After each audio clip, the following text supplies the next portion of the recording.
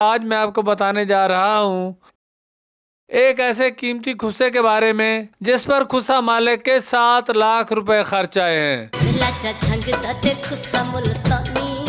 जी हाँ, 7 लाख रुपए खर्च आए हैं। कहते हैं जूते चाहे 700 के हों या 7 लाख के, पहने तो पाँव में ही जाते हैं। लेकिन कुछ लोगों का ख्याल है कि पाँव में अच्छा जूता होना शख्सियत का आईनादार होता है। इन पहनावों में अगर बात हो खुस्सों की तो मुगलिया दौर में सलीम शाही खुस्से आज भी तारीख का हिस्सा हैं, जो हीरे जवाहरात सोना चांदी से मुज़य्यन बेश बहा कीमत और खूबसूरती में अपनी मिसाल आप 7 लाख के तैयार होया है, दूते सोना लाया है ते असल जरकून दे नग लाए न, कीमती यानी कि हीरे लाए न।